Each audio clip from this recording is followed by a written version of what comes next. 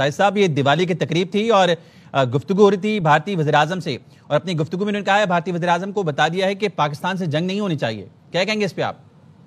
देखिए, हमारी जो मिलिट्री डिप्लोमेसी है, अंदाजा लगाएं आप किस तरीके से आज, हालांकि टोटल इवेंट जो था वो एक भारतीय, एक दिवाली भारत का बहुत बड़ा फेस्टिवल है, उसके ऊपर बात करना, फिर पाकिस्तान की बात करना, जंग की बात करना, मैं ये समझता हूँ रिमार्केबल। हमारे फील्ड मार्शल साहब, जिनके बारे में वो कई दफा कह चुके हैं कि माय फेवरेट फील्ड मार्शल, और जिस तरीके से पिछले दिनों में आपने देखा होगा कि इजिप्ट के अंदर हमारे प्राइम मिनिस्टर साहब को स्टेज पे बुलाया गया और जो वहां पे पिजराई मिली, मैं समझता हूँ ये पाकिस्तान की कामयाबियों में से बहुत बड़ी कामयाबी है। 10 मई के बाद जो एक नया एक दौर, नया पाकिस्तान बनता नजर आ रहा है।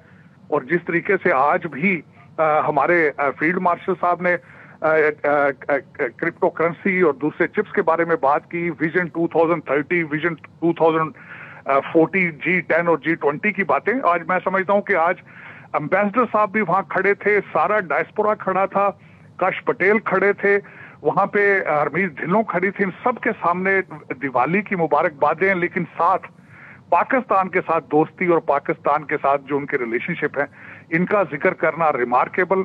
ये किसी मोइजे से कम नहीं, लेकिन हमारी जो टीम है इस वक्त फील्ड मार्शल साहब की और जो टीम के हमारे प्राइम मिनिस्टर हैं, ये मुबारकबाद के मुस्तहिक हैं। मैं समझता हूं कि आज सारी दुनिया ने देखा है कि हमारे डोनाल्ड ट्रंप साहब, सदर डोनाल्ड ट्रंप के पाकिस्तान के साथ किस किस्म के उनके रिलेशनशिप हैं, वो किस तरीके से फिक्रमंद हैं कि उस रीजन के अंदर पाकिस्तान जो है उसको हमेशा उसका इंटरेस्ट देखते हैं। It's remarkable, it's wonderful, it was very good to hear this कि दिवाली के मौके पर भी डोनाल्ड ट्रंप साहब के मुंह पे पाकिस्तान पाकिस्तान था। ये कितना बड़ा सबक है भारत के लिए जो आज डोनाल्ड ट्रंप साहब ने गुफ्तगू की है, और भारतीय वज़ीर-ए-आज़म से गुफ्तगू कर रहे हैं, और दिन भी यानी कि हिंदुओं का है, दिवाली का दिन है, और उनके वहां पे सफीर मौजूद थे।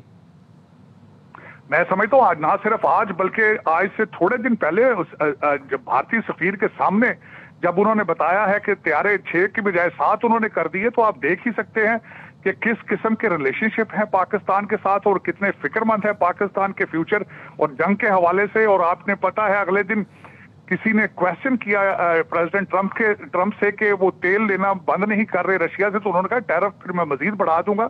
इन सर्कमस्टांसेस के अंदर और फिर पाकिस्तान के ऊपर इतनी तवज्जो, ये मैं समझता हूं कि मौजूदात हैं, ये हमारी मिलिट्री डिप्लोमेसी है।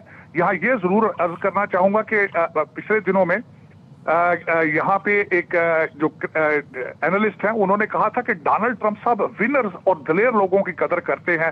तो उसमें मैं समझता हूं कि हमारे फील्ड मार्शल साहब ने प्रूव किया है कि हम ना सिर्फ एक बहुत बड़ी ताकत को नाको चने चबवा सकते हैं, हम एक जिंदा कौम है, हम we are talented and we have a bright future.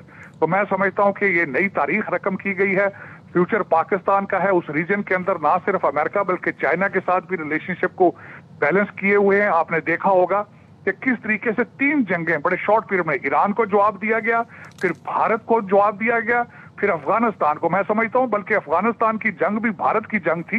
Bharat को 6 महीने के अंदर 2 शिकस्त दी है हमारे फील्ड मार्शल साहब ने, क्योंकि मुत्तकी साहब और अफगानिस्तान भी इंडिया की, भारत की जबान बोलते थे, लेकिन किस तरीके से 5 शहरों पे जाके उनको बताया गया कि हम एक जिंदा कौम है और हमारी तरफ अगर जो भी आंख मैली देखेगी हम उसका जवाब देंगे। इस रिमार्केबल दुनिया पाकिस्तान को रश्क और इज्जत की नजर से देखती है।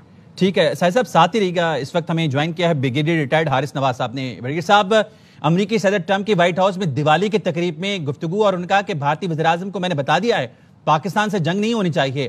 क्या कहेंगे, कितना बड़ा पैगाम है भारत के लिए?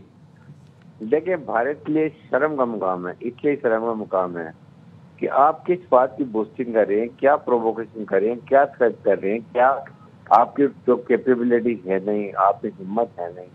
वो इधर मार खाइए, इधर आपने प्रॉक्सी से भी मार खाई। जब आपने भी अफगानिस्तान तालिबान थे, वहां भी आपकी शिकस्त हो गई है। तो आप क्या चाहते हैं? ट्रम्प ने आपके मुंह पे एक और थप्पड़ मारा है, उसने इसलिए मारा है कि आपकी जो रही से इज्जत बच जाए, वरना दोबारा आपको इतनी मुंह की खानी पड़ेगी, इतना नुकसान होगा कि आपको पूरे इंडिया में सख्त मुंह छुपाने की जगह नहीं है। इसलिए उसने आपको इज्जत के लिए कहा कि मत पंगा लो पाकिस्तान से, you are not capable of you seeing your word. जब आप रोते पीटे को भागे 6-8 घंटे की लड़ाई के बाद, खुदा के लिए बचाओ, you know your air force, you know your land forces, आपको अपनी कमांड का पता है कि आप सिर्फ एक एक्सट्रीमिस्ट हिंदू हैं, आपका टोला चार्क है और वो तो खंड भारत को लेके चलता है। आपकी क्या हैसियत है? उसके बाद आपको दूसरी मार पड़ी है जब आपने वहाँ मुत्तकी को बुला के वहाँ पर उसको गठजोड़ करके आपने अटैक करा दिया, फिर उसके जो आपका हाल हुआ पता चल गया।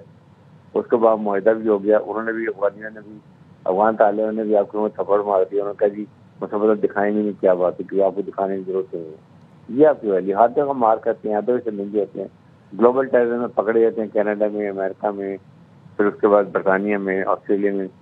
अब दुनिया में आपका मुंह काला हो गया है, दुनिया को चल के दोगली पॉलिसी करते हैं। आपके सामने आप रशिया से ऑयल सस्ता लेके दुनिया को महंगा तेल बेच रहे थे, उससे भी ट्रम्प ने आपको पकड़ लिया, उसने 50% आप टैरिफ लगा दिए। अच्छा ब्रिगेड साहब, कितना अहम है वहां पे भारतीय यानी कि निजात वहां पे वज़रा मौजूद थे और सफीर वहां पे भारतीय मौजूद है, उसके सामने ये गुफ्तगू की? देखिए, ही इज वेरी क्लियर कि ये इंडिया को अगली हजीमत से मुंह काला होने से बचा रहा है, वो इनको फेवर कर रहा है। इसलिए उनके सामने कहा कि कल को दोबारा मत आना मुंह उठा के बचाओ हमें। इसलिए उसने इंडियन एम्बेसडर के सामने, इंडियन जो डायस्पोरा है वहां पर, उनके सामने सब खुल के बात की है कि मत ऐसी हरकत करो जो तुम्हें मुंह की खानी पड़े। इनको पता है इनके साथ क्या होना है, इसलिए उनको सारी पता चल गया पाकिस्तान की एबिलिटी क्या है, पाकिस्तानी मुसल्लफात कितनी मजबूत बैटल हार्डेंड है। और हमने ये करके दिखाया और अपनी इज्जत बनवाई। फील्ड मार्शल आसिम मुनीर ने जिस तरीके से कौम को इकट्ठा किया, जिस तरीके से प्लान करके ये ऑपरेशन एग्जीक्यूट किया और जूता मारा इंडिया के मुंह पे, जिससे फील्ड मार्शल आसिम मुनीर की स्टेचर, इज्जत उनकी अमेरिका की नजरों में बहुत ऊपर है। हर जगह कहते हैं मिसिंग वेल जज है फील्ड मार्शल है, मिसिंग है, इज ए गुड गाय। और आप ये बताएंगे इंडिया के मुंह पे सफर नहीं, जनरल असेंबली में तो जाने का तकरीर करने के लिए, तो इसलिए इनको समझ आनी चाहिए। जब सबके सामने वो कह रहे हैं ये अंडरस्टैंड, और वो ये भी समझता है दो न्यूक्लियर मुल्कों में खुदा ना खासा लड़ाई हो और उसके ज्यादा बढ़ जाए तो इसको इससे कैटास्ट्रोफिक ये डिस्ट्रॉय करेगी, म्यूचुअल डिस्ट्रक्शन है।